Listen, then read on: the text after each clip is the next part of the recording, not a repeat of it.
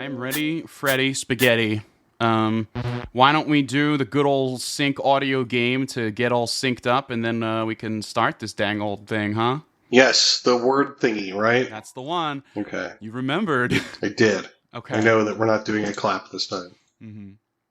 All right, Ben. How about you start with the clap? I mean, not the clap, the word. Okay. This. Episode. Makes. Lots. Of. Pandas. And. Pandettes. Into. Profit. Baby, baby. Dude, I was just about to go, baby. We're on the Mind Link today. Welcome, ladies and folks, to another exciting installment of Wizard Hang. I am joined today by the fantastic Ben Mills. Hello. And the equally fantastic Werewolf Bar Mitzvah. Why don't you introduce yourselves more thoroughly, friends? Okay. My name's Ben. I am a creative everything, like, nightmare creature of a person. Yeah. What can I say about myself? I don't know. I illustrate, I write, compose music. Fantastic artiste, fantastic voice actor, fucking sound design that'll make a wizard scroll jealous, and friend to all he meets. Oh, and so he's nice. single, ladies. Ow! Yeah. Hello, ladies, it's me. That's like Marge. Holy shit. Hello, Homer. Homie, it's me, Marge. It's me, Marge Simpson. God damn. I'll crump with you, kids. Oh, my panties are so wet right now. Holy shit. My penis can only get so Oh my erect, God. Ben. My Jesus Christ. Pants have flooded. Holy shit. My pants, we gotta boil those later. Yeah. Advice to everyone, get second pants. What? Yes, we shall. Crazy. Look at this motherfucker over here having 2 pairs of pants. I got 3. Oh my God, you guys are living in the riches.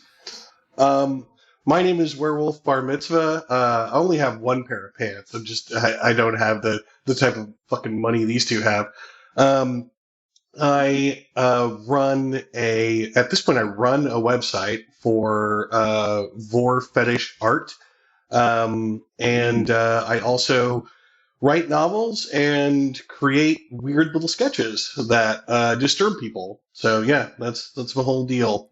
You know, Werewolf, I gotta say, I recently made a Blue Sky account, and I decided, against better judgment, to go and follow you on there. And Jesus, Louises, you got some interesting artwork there. Yep, as I have told everyone on multiple episodes of this podcast, and you, don't follow me, because followers beware, you're in for a scare. I almost guarantee you, for 99% of you, you're not into what I do.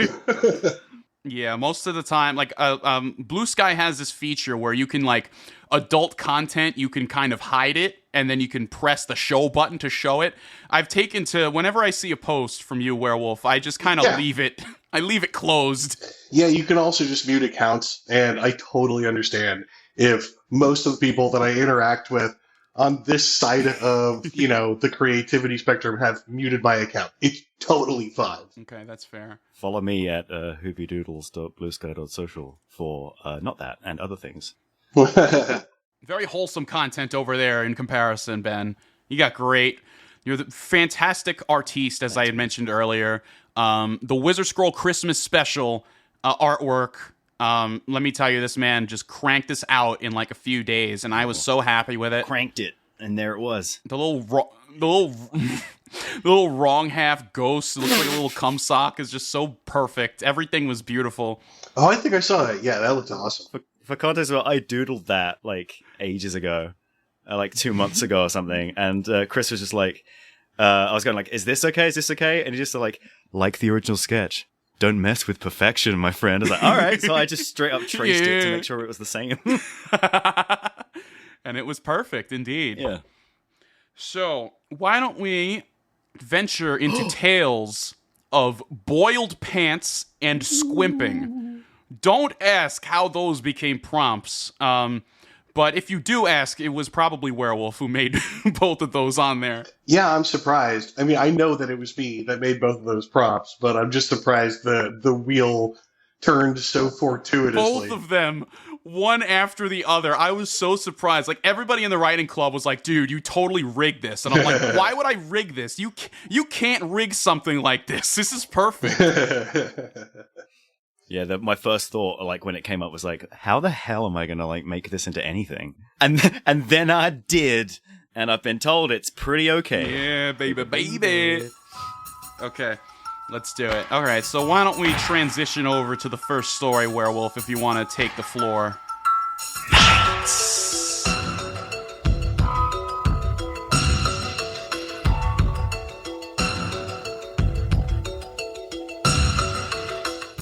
Anyway, this is Spaceman Spiff and the Space Squid of Mach.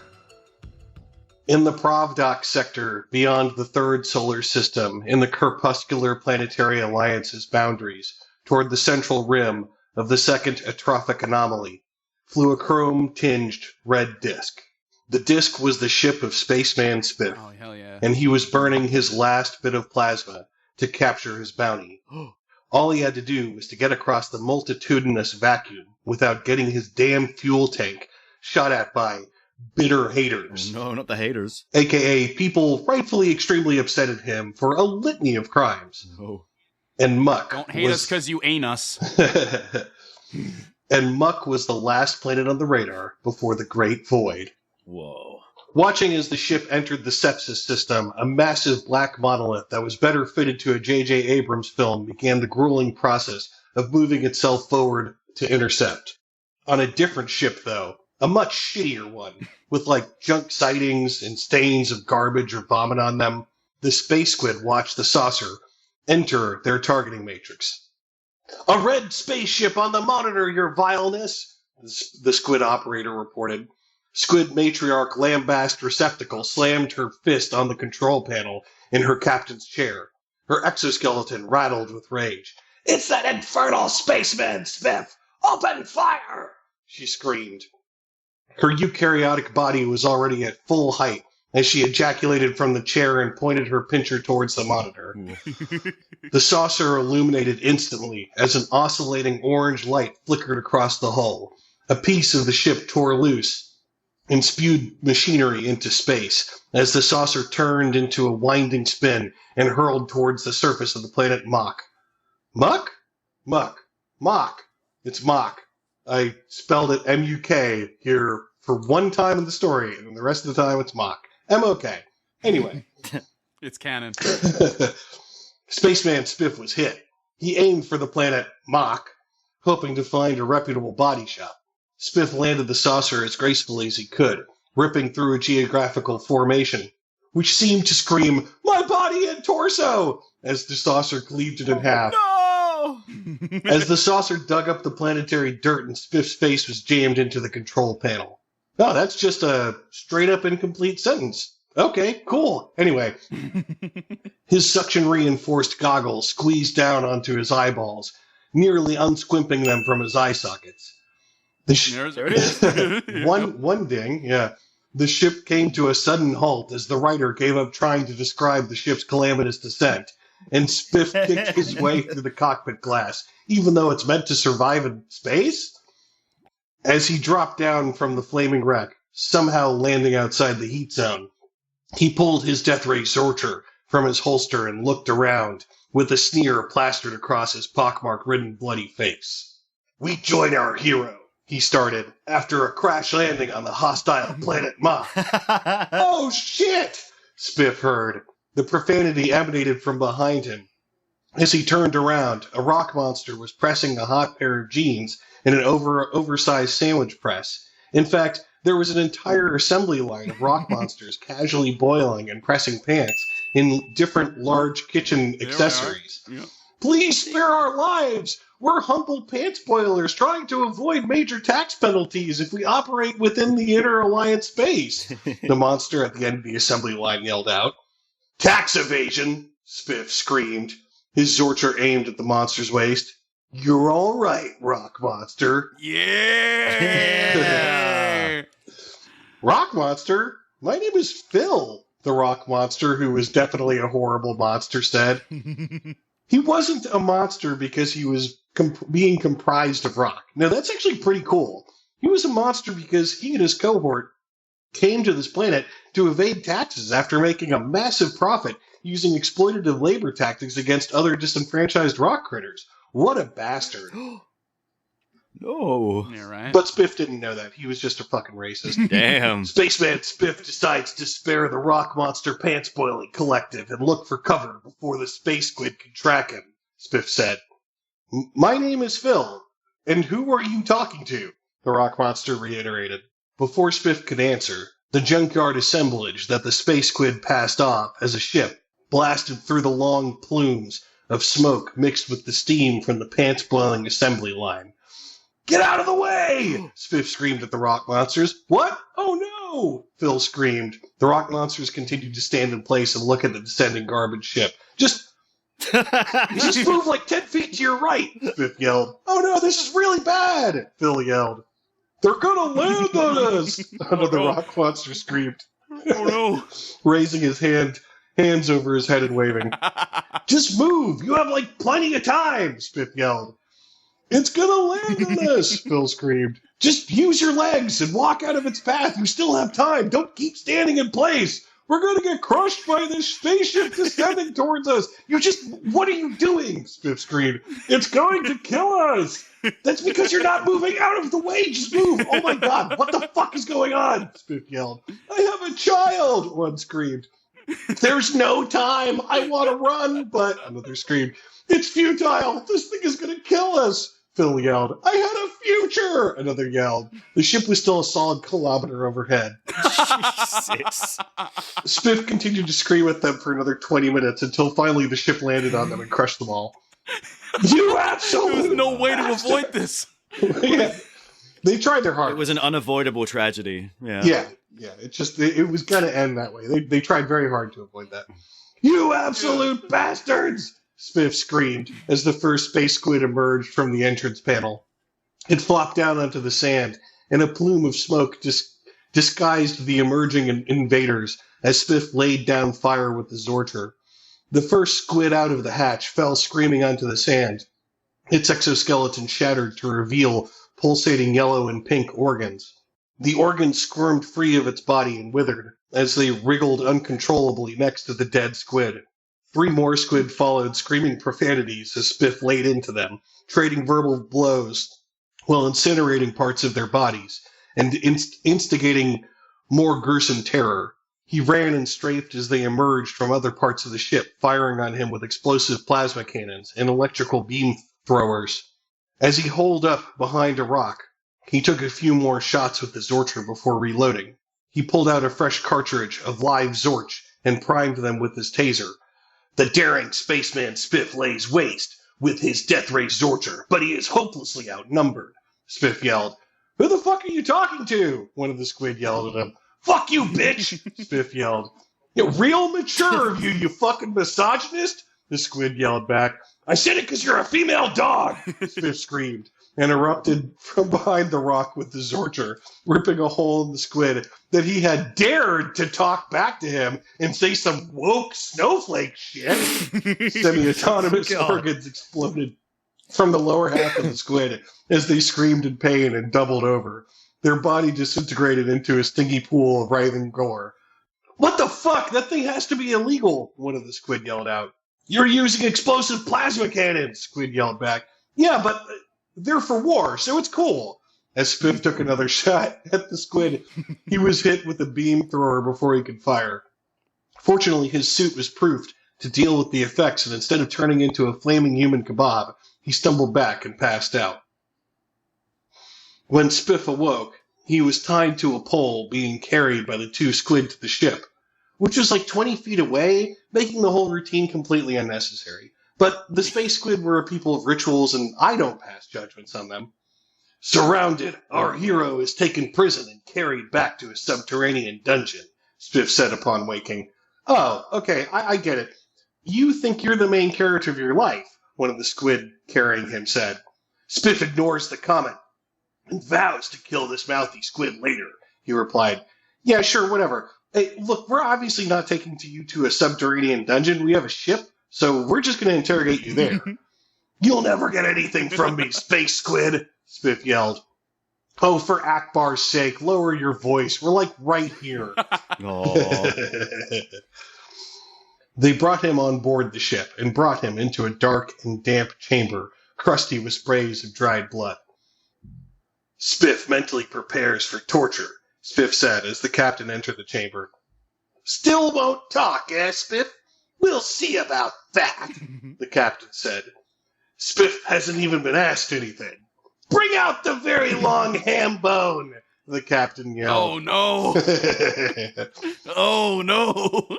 Yes, your vileness, a lackey replied, and they re-entered the room with a small bone about as long as a finger. No! Oh, no. No, don't you dare! What, are you afraid you'll have an anally triggered orgasm? The captain said. Oh, no. I am a man, goddammit! I believe in the values of freedom and of the Earth Empire, and anally triggered orgasms for men is a total myth. My prostate, my property. Don't tread on peen.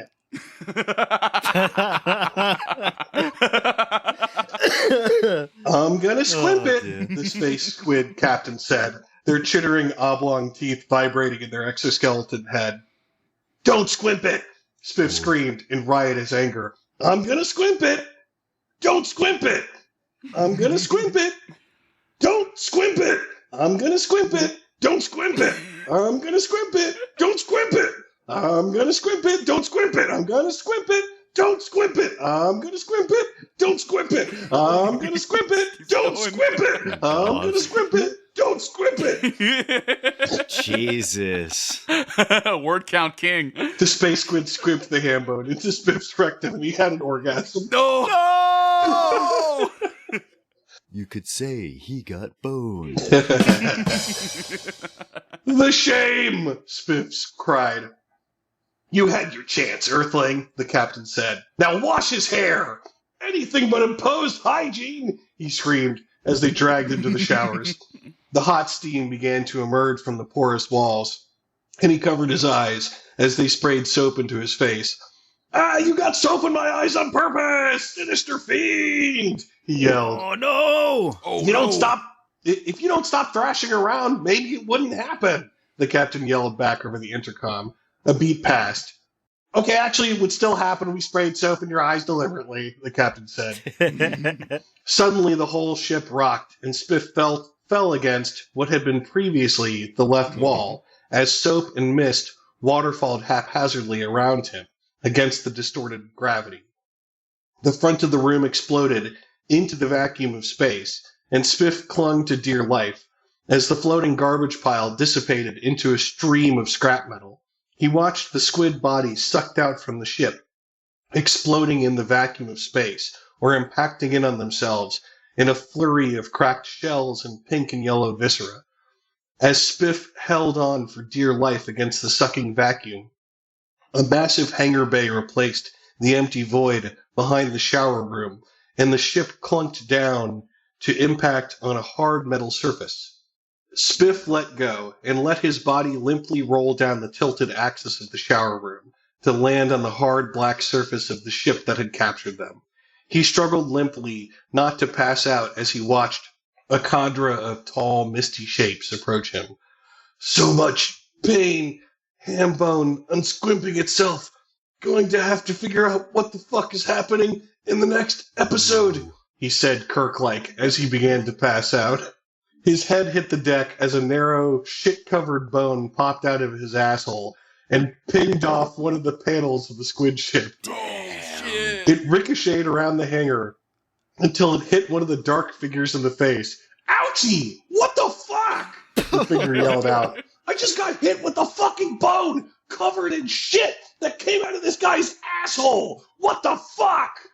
Oh man, that's awful, another figure replied.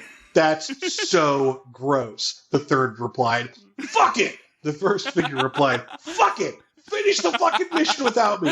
I'm done. I'm fucking done. I'm quitting. I'm going to pursue my passion. I'm fucking done with this place. Oh my grit. What the fucking shit? I got a bone covered with shit in my fucking face. I got a bone covered in shit in my face. In my fucking face. I'm going to HR. I can't fucking believe this. I'm going to HR. Hambone Resources. You have every right. Another one of the figures said. Yeah, that's really fucked up, the third figure said. This is why we need protective coverings. I know, that's what I fucking said during the last mission. And they told me, oh, well, we'll renegotiate that during the next contract. What a bunch of fucking scumbags. I'm done, I'm fucking done, god damn it. Grint, damn it. One of the shadowy figures walked off. Until next time!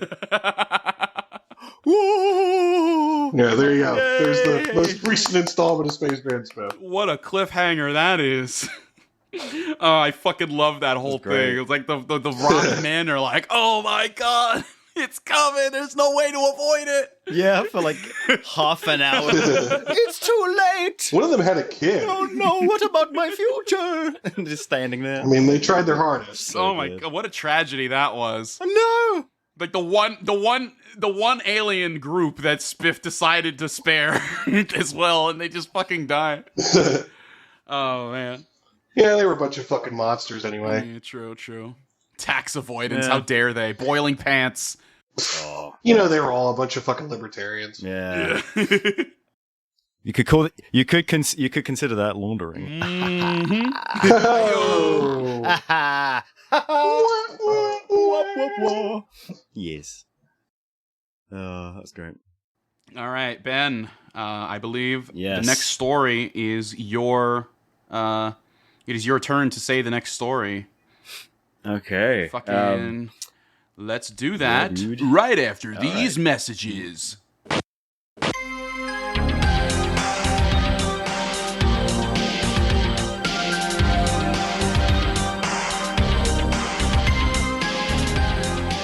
Welcome back.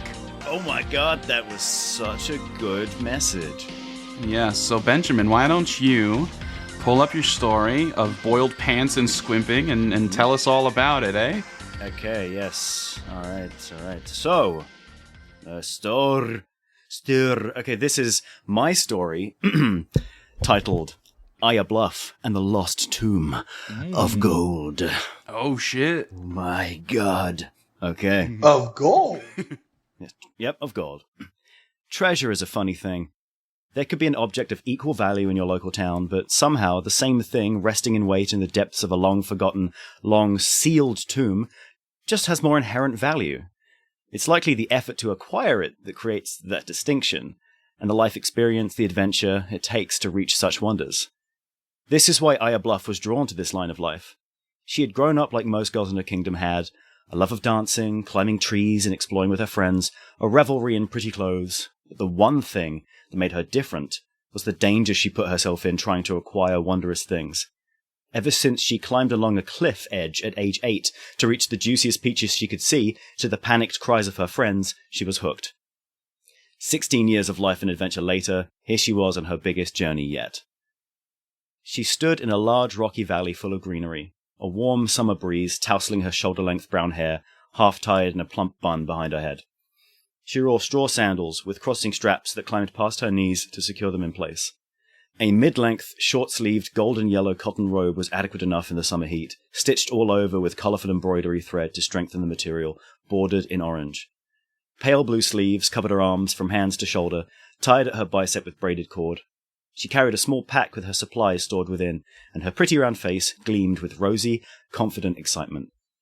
And yes, her legs looked fucking amazing in those strappy shoes. Hell yeah. You were thinking Oh, it. hell yeah. I know you were. I'm here I just for felt I should confirm that is in fact canon. Yes. Girl does crazy feats of athletics daily. You know that bod is banging, baby. Oh, baby! fuck yeah, baby. Aya checked her map quickly. Ahead of her was her destination, but the nuances of the terrain made it tricky to locate exactly where it was. King Edward's tomb, she grinned to herself, looking up from her map and spotting a likely outcropping upon a cliff edge. Going to be the first to set foot inside after hundreds of years. I wonder if the legends of his golden armor are true. That'd look rad on top of my dresser. It took a few hours of walking, hiking, and climbing to reach the spot. She was right. This was the place. Set slightly into the rock wall, in front of which an ancient cliff road barely survived, was a rectangular depression. Time had blended it well into its surroundings, but her eye for tombage outmatched its efforts. Retrieving a straw hand brush and a wide-headed steel chisel from her bag, she chipped and dusted away at it until she found the original seam. Having found that, she replaced her tools and pulled out a stick-shaped object wrapped in paper. She shoved it against the opening until it stayed put, and with a flint and steel, caught the paper alight before skedoodling way back out of the way and hopping behind a rock. Skadoodle. A loud bang thumped through the ground, knocking away the years of weathering and a lot of the door with it. I appeared over the rock just in time to see what was left of the door comedically fall flat on its face. "Yes, I'm in!" she exclaimed in excitement, scrambling over the rock and toward the entrance of the tomb. Peering around the corner of the now open doorway, the sun's light illuminated the chamber beyond the threshold. It was exceedingly dark inside, but it was clear to Aya that this tomb had an entrance chamber of sorts, like many others from this culture. An entrance of sorts? Oh my god! They called me the doorway!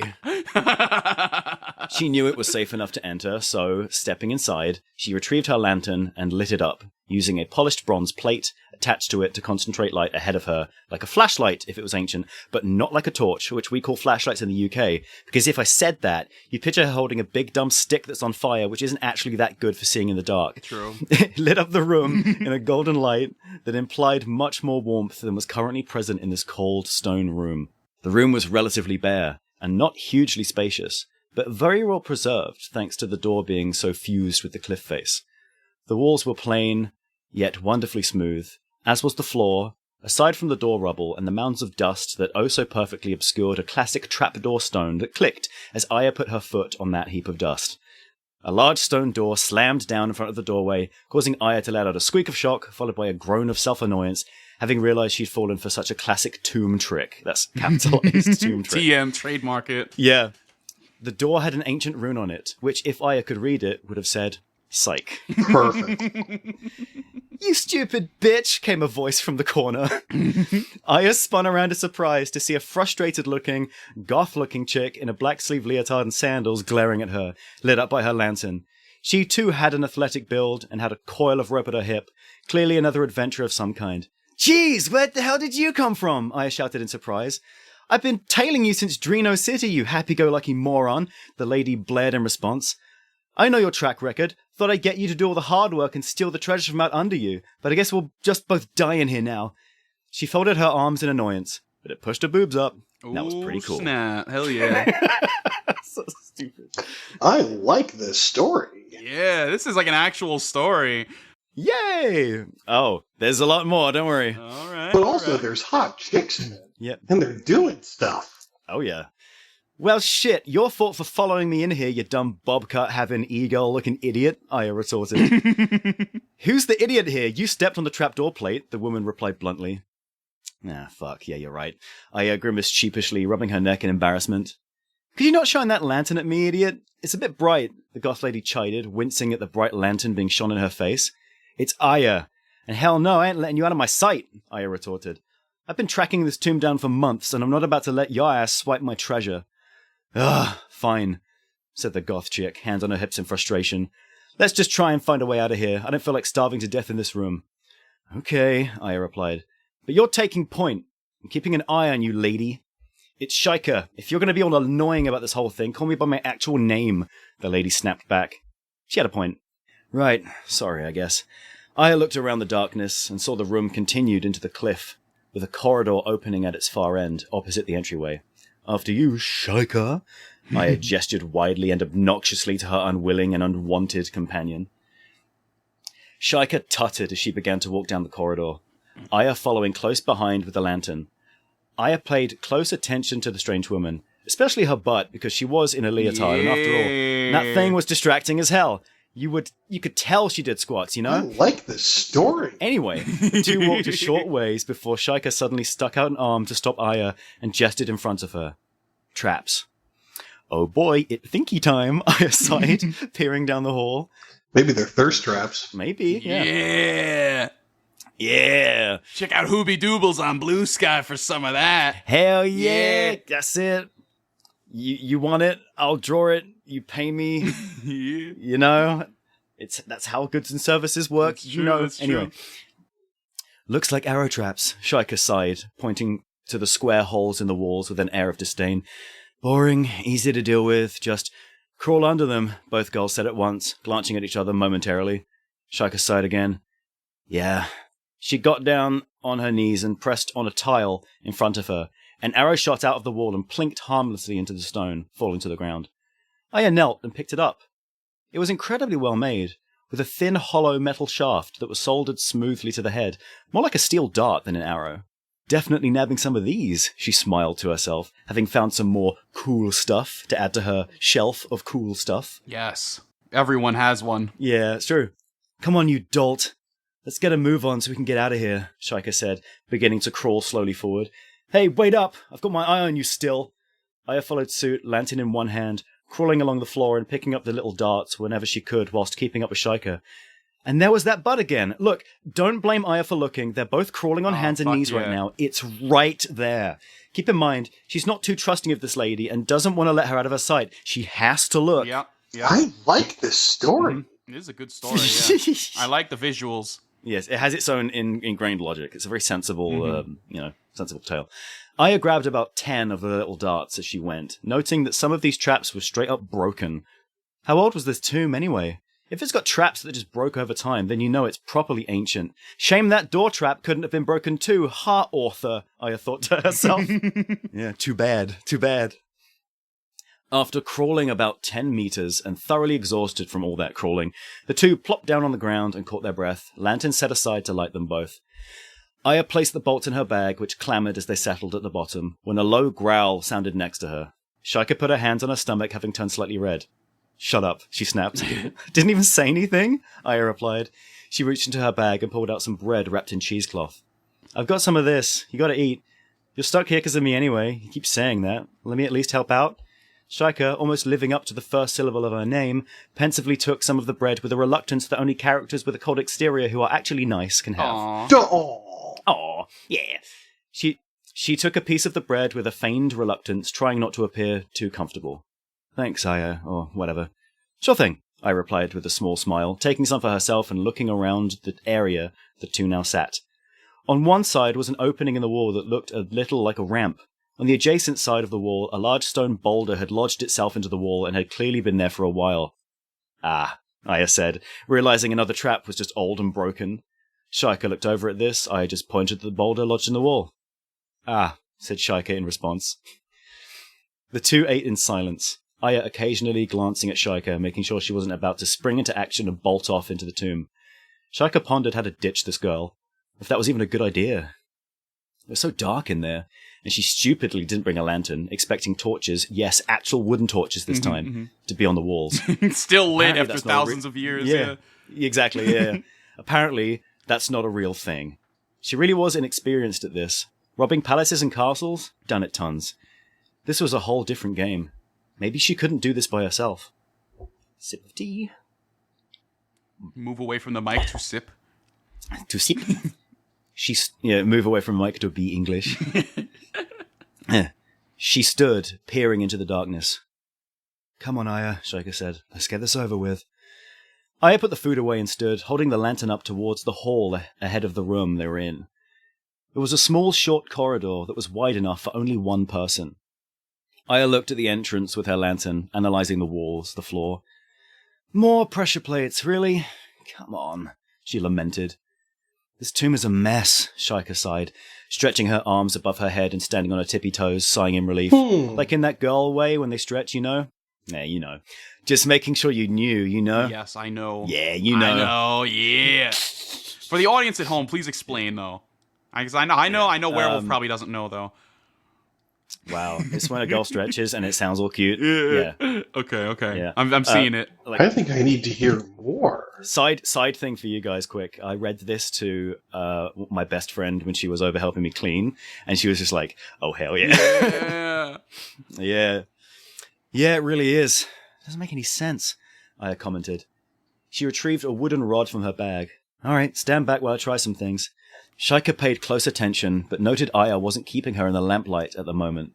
Not like she could run anywhere. This corridor was the only way. Maybe this girl was starting to trust her. That was foolish, she thought to herself. Though she had shared her food with her, and was honestly her only hope of actually getting to any treasure in this place.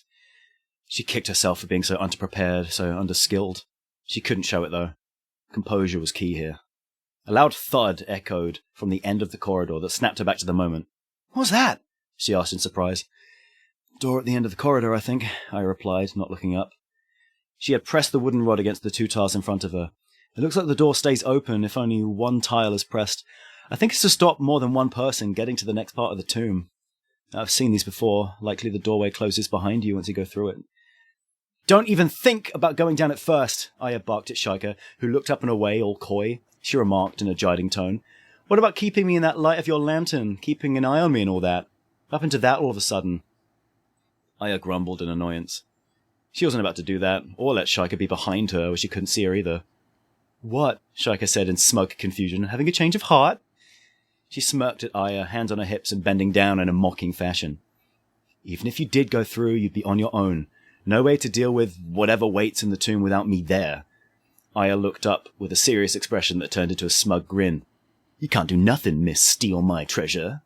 Shika's smugness turned to deflation, hanging her arms down and sighing heavily. "Alright, so what do we even do?" Aya thought for a moment before standing up, putting the wooden rod away in her bag. If we both stand on one plate at the same time, we can both get through. It's narrow, though. We'd have to... "Have to what?" Shika asked, noting Aya's sentence stopping suddenly.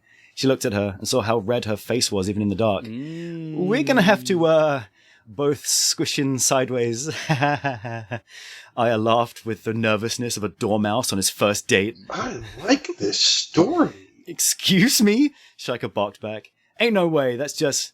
Nuh-uh. Far too intimate for me, lady." She folded her arms and turned away haughtily. "Do you have any other ideas?" Aya asked awkwardly. Shika turned back to Aya, eyes big and pleading, clenching a fist at her sides, wearing a profound look of embarrassment on her face. "No," she lamented. Oh. They both stood there, in a bit of an awkward silence for a second, Aya breaking the tension, finally stating, "Well, let's get on with it then, I guess." The two girls awkwardly shimmied into the corridor, facing each other, lantern in Aya's left hand facing down towards the door, which stayed open. They both shared an awkward glance before looking away quickly. The, tension of this scenario was not lost on either of them. Not to mention they were both somewhat at odds, now forced to squish together in this rather snug passage. "Okay then," Shika whispered in between rather shallow breaths. There's just something about this story I can't put my finger on, but I really like. Yes, it's cultured. Very cultured story. "Yup. Sounds good," stammered Aya. "Let's count our steps, so we're in sync." The two began to move together, with a quiet count of 1, 2, 1, 2, from Aya, matching their pace. They both focused on the doorway to distract themselves from the awkwardness of this scenario. Sure, they told themselves they were making sure the door stayed open, but they were honestly lying to themselves. If they broke focus, for a second they would have to confront the reality that they were squished up, boob to boob, in an extremely ludicrous proximity that one could very much call intimate. Yes. Aya's internal conversation focused on this all being worth it when she finally got to the treasure at the end, claiming her reward and heading the fuck home. Shika's internal conversation honed in on the treasure as well, reminding herself to just stick with this dimwit a little longer to get to that sweet gold at the end of this bizarre day. Both of them tried to drown out the voices reminding them that their boobs were becoming excellent friends right now. Finally, they reached the doorway, both of them plopping out into the room and leaping into the open space away from each other, the door sliding shut as Aya had predicted. Catching their breath, they both looked up at each other. Aya was the first to laugh. The awkwardness had reached its zenith, and the come-down was hilarious. She struggled to catch her breath as she doubled over, her laugh squeaking out to noiselessness. Shika, ever the one to feign coldness, cracked at this, letting out haughty and full laughter, which only spurned Aya further, the cycle of laughter continuing for at least a minute or two. "That was so awkward," Shia chuckled as the air cleared between the two, brushing her hair back over her head with her fingers and letting out a big sigh of relief. "You're telling me I was there too, you know," replied Aya as she stymied some residual laughs that tried, with mixed success, to escape her. Shika paused for a moment. 50-50. "Eh?"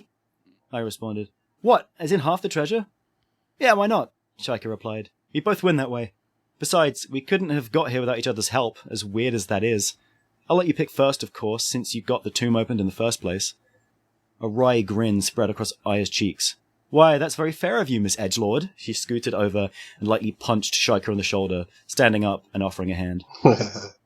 Shaika smiled, not like a smug smile as before, but a real one. She looked rather sweet when she did it, Aya thought. This is so fucking cute. Yeah, it's become very Oh adorable. yeah, it's very wholesome. She took Aya's hand, and she was pulled to her feet. Aya picked up her lantern and looked around the space they were in. A small room with a very short flight of stairs that led to another short corridor from which firelight rippled. Come on. Aya waved Shaika over as she peered up the stairs with her lantern. This is different. I can see firelight ahead, and... Wait, do you hear that too? Shaika listened. Yeah, she did hear it. Some sort of humming?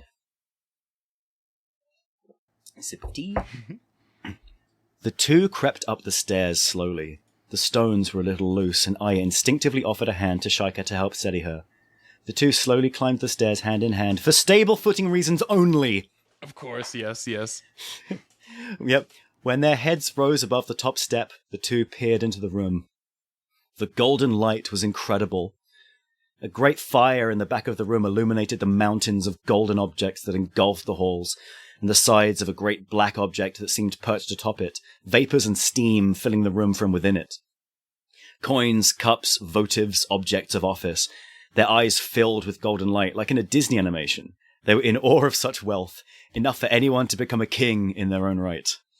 Taking center stage, however, was a mighty throne of black stone, upon which sat the mummified, withered remains of the king for which this tomb was built, adorned in a resplendent panoply of gold armor. It's King Edward Crimson himself, Aya whispered. Yes! Aya thought to herself, thinking about that cool armor on a nightstand actually being able to happen now that she knew it was real. That's when the air seemed to noticeably change. The two sniffed, smelling an odd aroma. It was a gentle, fragrant smell. Very floral. A lot like... detergent? Shaika muttered, looking at Aya. You smell that too? Yeah, I do. What's with that? She replied, confused. From atop the grand fire, behind the throne, reached a pair of great hands from the darkness. The two girls ducked down in surprise as the hands reached into the dark shape atop the flames and retrieved... jeans? Huge jeans? Wait, shit, is that a massive cauldron? Aya gasped, as the hands pulled out tons of pairs of pants and hung them on a fuck-off washing line made of chains.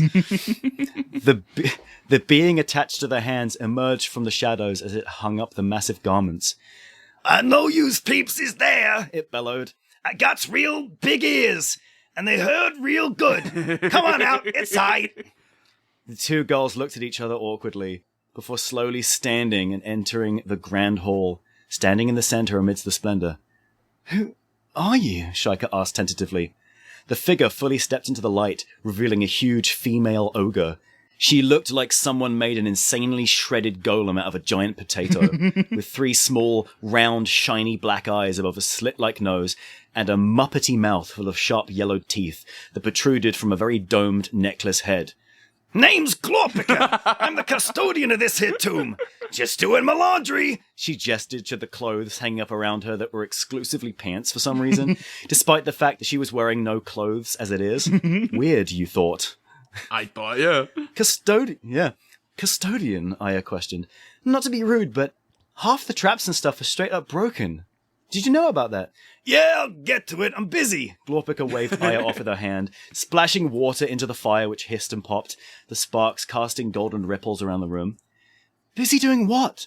It's been hundreds of years since this place was sealed up, Shaika said with clear confusion. Working on a new scheme. Tombs are so old nowadays. It's all about pyramids now. Glorpica looked into the camera as a laugh track played. Aya was very confused by this. So, wait, you're working on a new project, somehow, but neglecting your duties to this current tomb? How would you get work at a new one with that track record? She verbally withdrew, thinking she may have gone a bit far there. It's called investment in the future, honey. Besides, I've never cared about my job here. I just needed a place to crash for a few centuries. So you two a couple or what? The girls both looked at each other in confusion, suddenly realizing they'd been holding hands this whole time, breaking the awkward so grasp and fucking stepping cute. apart.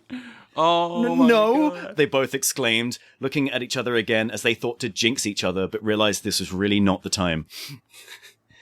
Ah, that's great. Guess it's squimping time then. Glorpika slapped her hands together and rubbed them like a dad does before he goes to do some woodwork or some shit. Whipping time. Yeah. What the hell does that mean? Aya stammered, a little worried about what could be coming next. It's when a girl spits into your foreskin and squishes it around and stuff. Glorpika stated without a hint of shame as she calmly and professionally mimed the act with her fat sausage fingers. Do that, and I'll let you have some treasure. Okay, first off, that's gross, Shaika stated in lieu of a completely speechless Aya. Second, we're girls. We don't have that. What? Glorpika bellowed in apparent surprise and disgust. I can't tell humans apart. You ain't fellas? Hell no, lady, Shaika proclaimed, hands on her hips.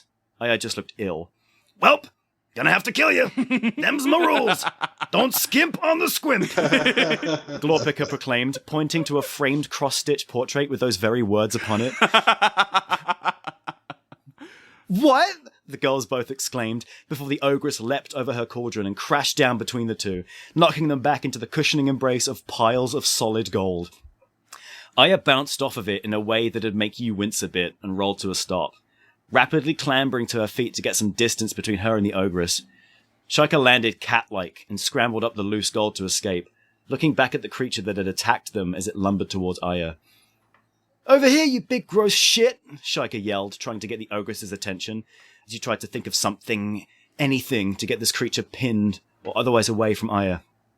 Hey, what do you say about me? Glorpika bellowed, turning rapidly to Shaika and stamping over to her. Fuck! Shaika yelped as she turned to scurry away from the lumbering hugeness coming at her.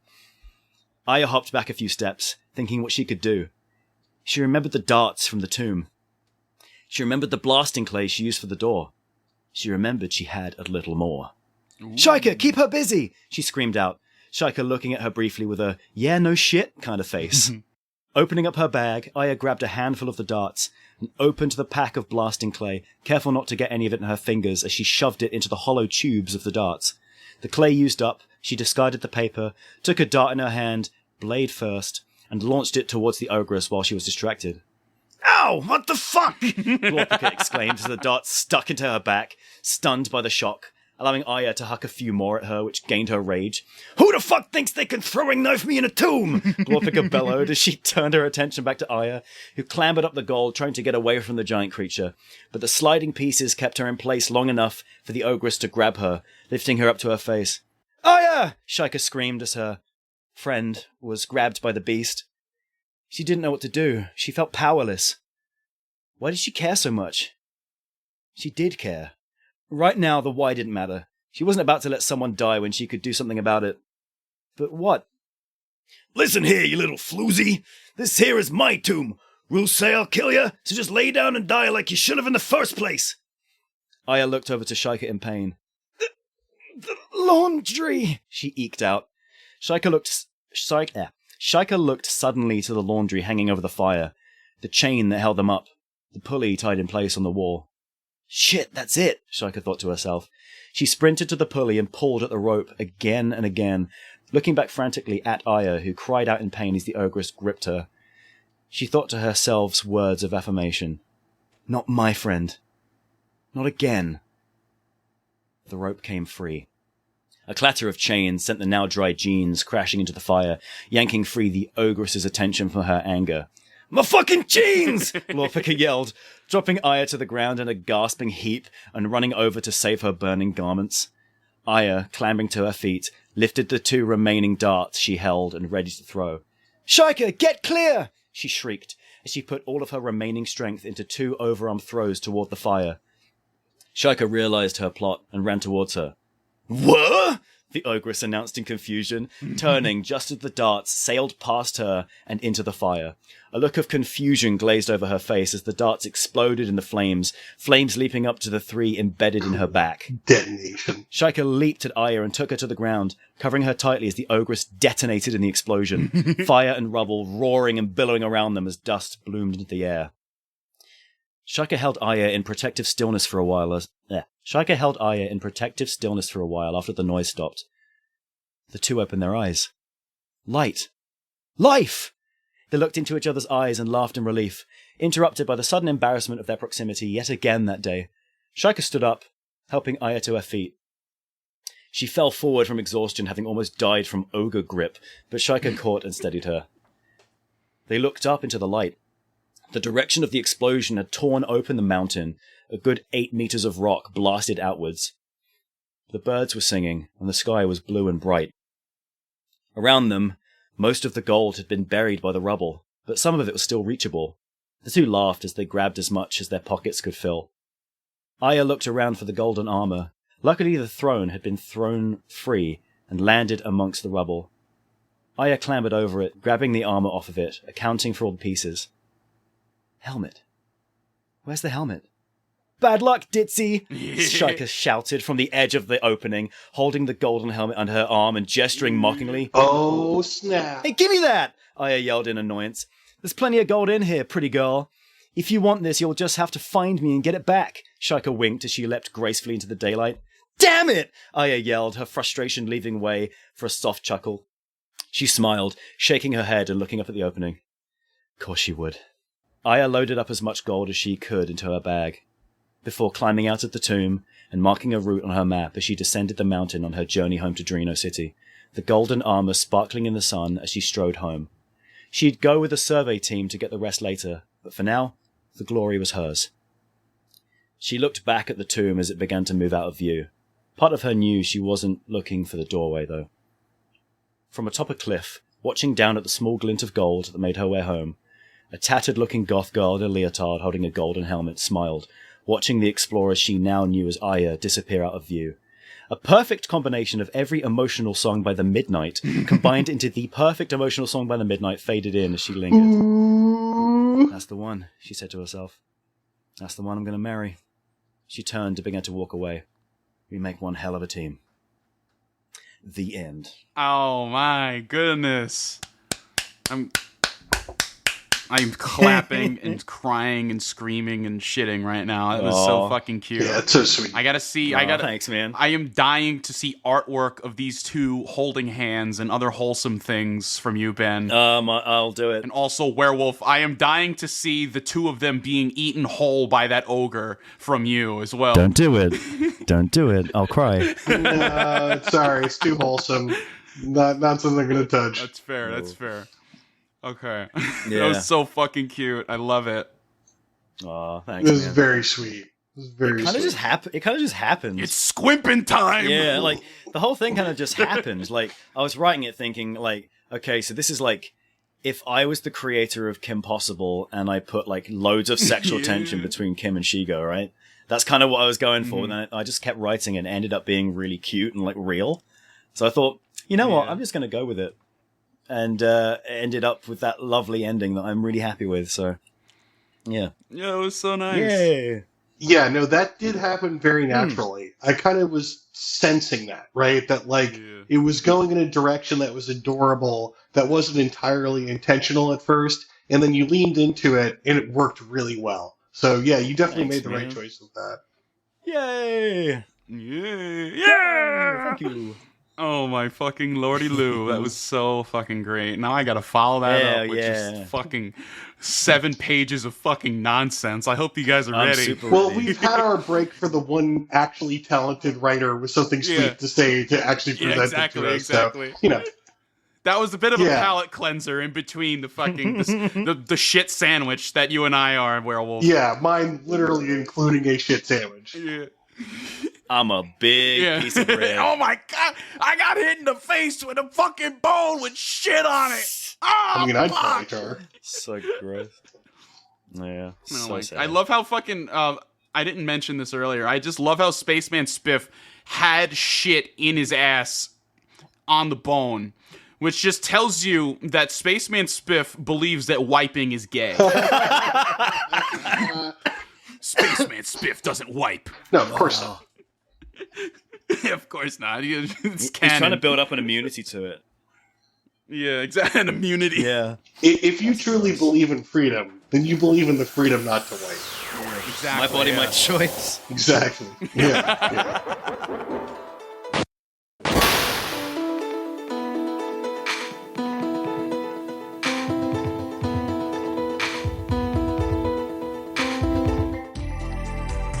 Before we get into it, there is a little disclaimer I'd like to say for legal reasons at the beginning. Well, first off, my title of my story is He and the Squimps. Oh no. And a little legal disclaimer. All names, characters, and incidents portrayed in this production are entirely fictitious.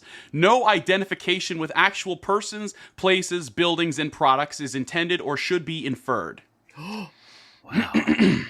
Liam Smith sat at his desk, pouring fucking his heart and God. soul into his magnum opus, his passion project. His hopes and dreams made manifest. His fingies struck the keys in a flurry of motion as he unleashed his unrivaled creativity upon the small blue rectangle he called a page. The darkened room around him, a blur in his periphery, the glow of the screen, his only source of light. The words flowed from his mindosphere TM like a torrent of vomit, splattering themselves upon his computer monitor at a speed the likes of which would give your mama whiplash. What a fucking loser. Yeah.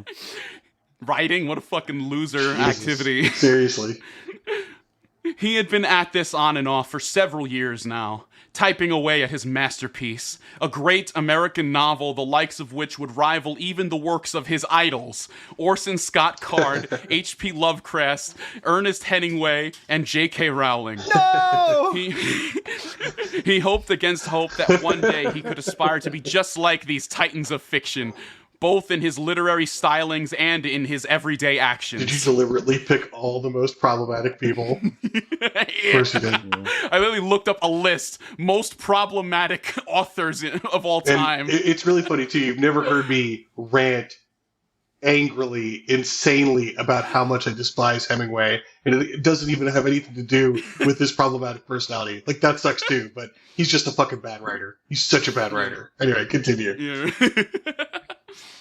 I never heard it because you think that he's great. Oh, right, of course, yeah. Yeah, anyway. Sure. So he sat there, hunched over his desk, eyes glazed over, a position he found himself taking all too often as of late. The position he found the most facilitating for his muse to find him and take the reins. Here, Werewolf, do you want to be Liam? Yeah, that's totally fine. Yeah. Oh, you want me to... Okay, am I reading the dialogue? Okay, hang on. His jeans were soaked in the blood of his enemies, and also some shit. The shit was unrelated to the murder spree he had been on this evening. As in the heat of his latest kill, he had shat himself with glee. Jesus Christ. So he brought a pot of water to a rolling boil and placed his soiled pants inside to remove all traces of blood and feces from the denim. While he waited, the deranged gentleman then retrieved a ham bone from the fridge and squimped it into his rectum, which would quell his all-consuming bloodlust temporarily. God, I am on fire tonight. Wow. I just realized as well, we all did jeans. Specifically jeans. That's what I think of when I think boiled pants. Yeah, me too. If you do like sweatpants or something, it'll ruin the material. Jeans, like, they're resilient; they'll endure. Well, pants boiling is literally part of the process to create jeans. It's canon, yeah.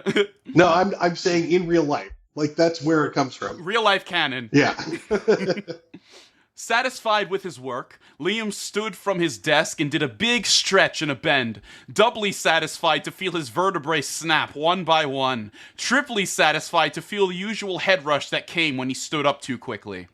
All this satisfaction, in tandem with the ham bone he had squimped snugly up his own anus some hours earlier, caused Liam to collapse to his office floor in an unconscious heap. Who is this guy? I love him. Yeah, right? He awoke several hours later in a daze, drawn to the light tugging sensation he felt by his asshole area. What the? Who the? Liam Liam was utterly dumbfounded at the sight that befell him once he had better gained his bearings.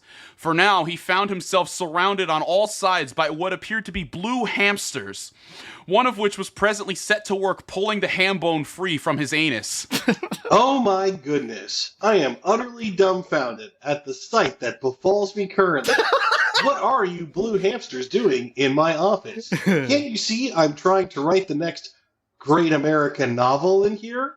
The blue hamster-like being presently tugging on the ham bone stopped what he was doing and emerged to greet Liam cordially. Here, Ben, you can be this creature. Cordial greetings, Liam. There is no need to be alarmed. No need to be alarmed. I have awoken to several blue hamster-like beings in my presence, one of which was just trying to snag my precious ham bone right out from betwixt my cheeks. Explain yourselves before I call animal control on your blue furry asses. I am Inlohem, Oh my Squimp Lord of this proud tribe of what you call blue hamster-like beings. That there is Teftek, finest warrior of the tribe. It's a pleasure to squimp you, Liam. This is Agory, the squimpet of the group. I have squimped over 69 children for the tribe. My uterus is irrevocably squimped from all the child squimping I have poured squimping in. Christ. This is Elder Oseng, wisest squimp of us all. Squimpy with you, and also with you. This is Ogi, the squimp boy wonder. Picture of the boy, of Picture course. of Macaulay Culkin, but he's blue. A blue picture of Macaulay Culkin. You've taken all of the names of all of the Vesh in my story and turned them into fucking God. Smurfs. Amazing. Yep. Amazing. And the rest of us have names that are both unimportant to the plot and impossible for a human to comprehend. We are known by most as the Squimps, and we have squimped across space and time and length and width and girth to squimp upon the artifact you have squimped so squimply up inside your posterior. Artifact, dude, it's just a ham bone. You can buy them from your local ham bone dealer for pennies on the dollar. I've got like 17 of them in my refrigerator right now. 17 ham bones, you say? The rest of the squimps gasped in perfect synchronicity at this revelation, whispering to one another in silent shock as the Squimp Lord himself bowed before Liam in awe and reverence. Wow. Liam, my boy, we are not worthy to squimp in your presence. You are truly a squimp among squimps. Please guide us to the promised squimp you call the refrigerator post-haste, expeditiously if you will. There is no time to squimp's plain. Fine. If it gets you little blue bastards out of my fucking house, then I suppose I have no choice. Liam escorted the squimps down the hall to his kitchen and opened the fridge, revealing the mother lode of ham bones inside. Inlohem and the other squimps stared in disbelief, their pupils briefly changing into the shape of stars as their human guide placed the KFC bucket of ham bones on the kitchen floor. Have at it, you little squimps. Take whatever you need and get the fuck out of here. You heard the man, squimps. Grab a ham bone and prepare for squimped combat. Tonight we wage squimp war against our greatest foes, the dreaded red hamsters. Jesus Christ. The only good red hamster is a dead red hamster. That's what I always say. Aogi says, squimp. Little blue Macaulay Culkin again. Yep. We shall squimp the earth with the blood of the reds. The squimps cheered a ferocious battle cry as they raised their ham bones high above their heads. The man stood agog at the sight of them, those bloodthirsty blue hamsters, the ones who, in their fuchsia rage, presently started running a train on Nagori right there in the middle of Liam's kitchen floor. I give you all my consent, says Agori. I feel like Christ. I'm just gonna ask: is that a joke on when they keep saying you do or you don't have my permission? Yeah. Oops. One squimp wipe later. Liam, my boy, we cannot squimp you enough for your generous offer of ham bonies. We shall brutally squimp our enemies in your name. Yeah, it's no big deal. Please get out of my house now. I have some graphic and disturbing pornography to create. Using your likeness. Not so fast, squimps. All of a sudden, several dozen red hamster-like creatures emerged from an overhead air vent in the ceiling. They poured out onto the kitchen floor directly across from the Squimp tribe. Liam now stood directly in the middle of the rival tribes, who each formed a tight semicircle around him. Your days of squimping are numbered, Squimps, for the red hamster tribe has finally red hamstered you. Prepare to die. Not so fast, you red hamster mother squimpers, for we have squimped your ultimate weakness. Inlohem and the other Squimps brandished their ham bones, much to the horror of the red hamster tribe. But they came to their senses quickly when they heard their chieftain speak up once more. You blasted Squimps! Whether you have red hamstered our ultimate weakness is no matter, for we have red hamstered yours! The red hamsters stood in formation and revealed their weapon of choice. Together they held up a simple pair of pants pilfered from Liam's closet. Hey, what the fuck? Those are my lucky pants. The Squimps' resolve was visibly fractured following this turn of events, though they still stood firm against their mortal foes. They gripped their ham bones a little bit tighter in their paws as they turned to their Squimp lord for guidance. Squimps! It's too late to turn back now. We must face these brutish red hamsters head on. Yeah! They all say. Yeah. Though some of you may perish, that is a squimprifice I am willing to swim. For we squimp with valor against our greatest foe, and we shall emerge squimptorious. Indeed, today shall be remembered as our Squimpendence Day. Squimps, attack! And lo, just like that, Liam found himself witness to the horrors of Squimp war. The warring parties charged headlong into one another as he quickly sidestepped to get out of their murderous paths. Ooh, this is a good story. From the safety of the from the safety of the far corner of the room, he watched in horror and arousal as the Squimps and red hamsters alike started brutalizing the shit out of one another. And let me tell you, if war crimes existed in Squimp/red hamster culture, each and every one of those buggers would be put on trial in international court for the numerous atrocities committed that day. Teftek charged ahead and bashed a couple of red hamster skulls with his ham bone, which he wielded like a club. Then he squimped the thing up another red hamster's asshole so far that the other end came out of his mouth. Then he turned on Liam's gas stove and roasted the red hamster alive like a marshmallow. My Chris. God. What the fuck is wrong As with you? yeah. I was This is amazing. I'm just fucking with you. This is amazing. As Aogi and Osank lowered a red hamster into Liam's blender and repeatedly turned the thing on and off. the Head on pulse? the Jesus. red hamster the red hamster squealed a blood-curdling squeal as the blades whirred into life and chopped him up a little before stopping abruptly. After a few rounds of this, the semi-liquefied creature had lost everything below their midsection, and the screaming was reduced to a low whimper. God. All while the pair of Squimps giggled and flipped the bird at the dying red hamster inside. They powered on the device one final time before leaping from the kitchen counter and returning to the fray. Aogi and Osank plummeted from the kitchen counter and snapped their little necks on impact with the floor. Oh my god. As a red hamster grabbed Agore by the nape and flung her into the microwave.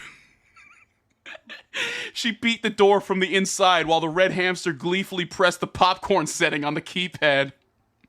With a ding and a hum, the contraption set to work, and the Squimpette fell to her knees in agony, for the Squimp sperm cells presently swimming around inside her various orifices started to pop one by one. Christ.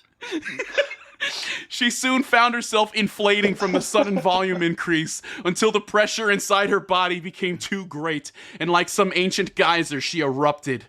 A bloody fucking mess of gore and popcornified sperm cells filled the microwave as it rotated the ruined corpse around for another 90 seconds. Holy fucking shit. I'm just shaking my head here. Holy fucking shit. As the red hamsters scooped up distracted Squimps up in their pilfered pair of pants, the ones whose pant legs had been tied together to prevent escape from the other side. After capturing a good many squimps inside the garment, one red hamster tightened the drawstrings until the waistband had closed those unfortunate squimps inside. With great effort, they raised a squimp-filled pair of gray sweats up to the stove, where a pot of boiling water had been prepared by one of the red hamsters for the occasion. And lo, the squimps inside were simultaneously waterboarded and boiled alive as their pants prison was hurled into the scalding hot water. Oh my god. 7 bloody hours had passed by the time the battle had finally, Holy shit. mercifully concluded. With Inlohem now missing an eye and bleeding from more wounds than he could count, and the red hamster chieftain now sporting a gnawed-off stump of an ear and a broken nose, as they locked up for a test of strength, surrounded by the bloodied and brutalized corpses of their fellows strewn about the floor. Your days of squimping are over, Squimp. I shall red hamster you with my own bare red handsters if I must. Not if I have anything to squimp about it. And I do! Cheap shot! Ah! The Squimp Lord cried as he kneed the chieftain in the nuts. He laughed a wheezy laugh as he watched that red bastard crumple to the floor, cupping his mangled testicles as he lay in the fetal position. Inlohem hastily retrieved a discarded and bloodied ham bone from one of his slain compatriots and stood over his felled opponent with his weapon outstretched, ready to swing down and finish the job once and for all. With all the anger, all the hate, all the malice and contempt he held for this red hamster coursing through his veins, Inlohem sent his blood-stained ham bone crashing into the skull of the chieftain. Crack! And lo, the deed was done.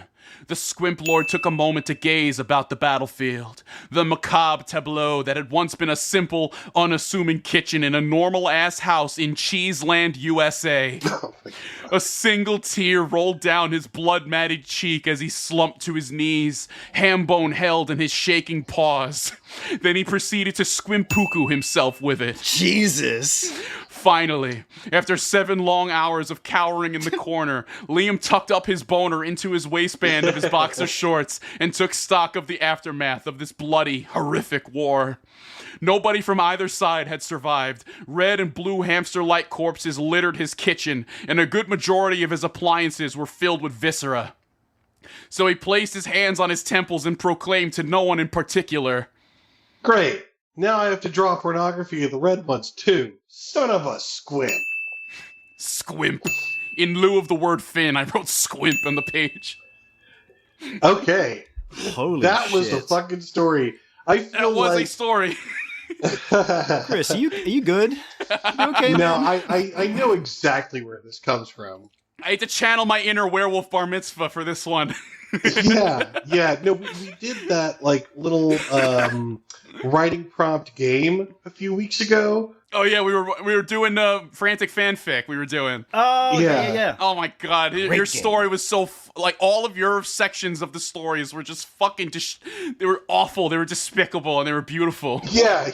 Like when it would come back to, it basically derailed the story into like insanity, violence, and gore. And whether consciously or subconsciously, I think that you just pulled that and used that as the motives for this story. I knew that I had to like since this was like referencing so much shit that you've said over like the past year I've known you, that I had to just go as fucked up, as gory as possible for this. You honor me, fine sir. Yeah. That was This fucking is ridiculous. in dedication. And, yeah, that fits perfectly with the theme of my writing. Great. Now I have to draw pornography of those ones too. The only word I can think of is potent storytelling.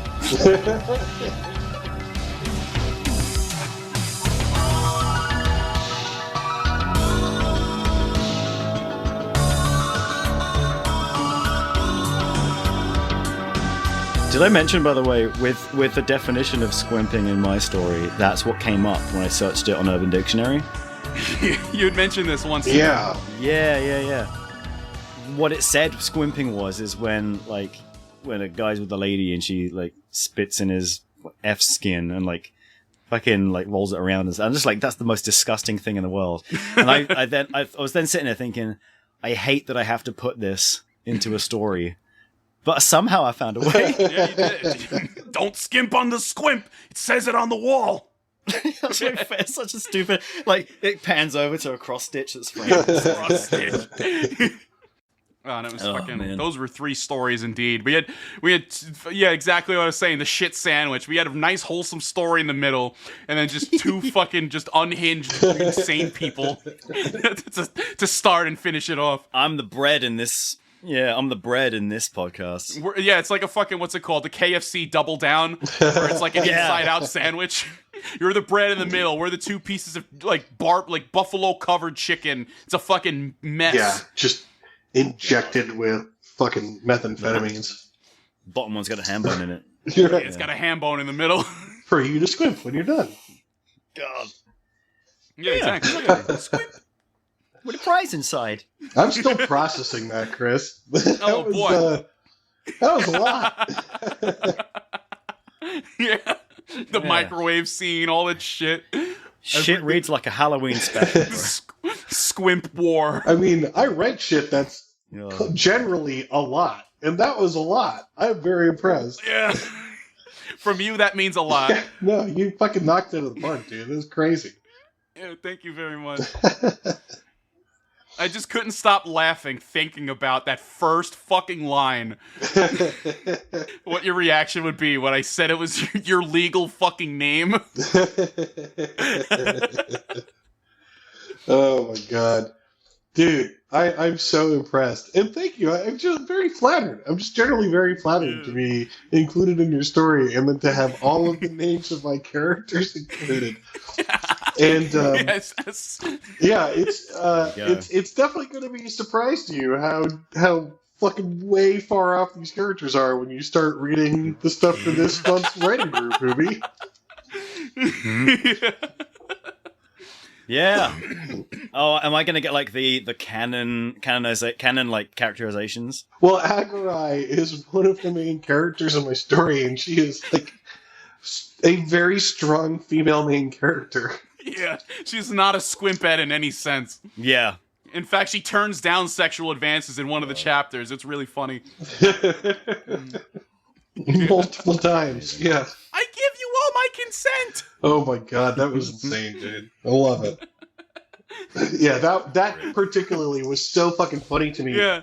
Because in the last chapter, there's essentially, what is a shower scene, and a dude is coming on to her, and she explicitly says, "I do not give you my His permission." penis deflates as he skulks off. Yeah. And like it's like a term that I've been using. Yeah. His soul Yeah. slowly slides out of his body, and as his body just falls dead. Yeah, well, he's Exactly. he's a fucking incel anyway, so he can get fucked. Squim cell. Squimp cell. Oh, I'll man. never have a ham bone. Yeah, he wishes he was getting that much action. All right. So, yeah, so that was 3 stories, all right. Oh, He fantastic. did it. Love Yeah. That was a lot of fun. Goodbye, everyone. Remember to a ham bone responsibly. A ham bone a day keeps the boiled pants away. Yeah. We'll hang soon. Goodbye. Remember to squimp it! Yeah. Don't skimp on the squimp, ladies and folks. Don't skip on the. There it is. Don't skip on the squint. Goodbye, ladies and folks. Hey.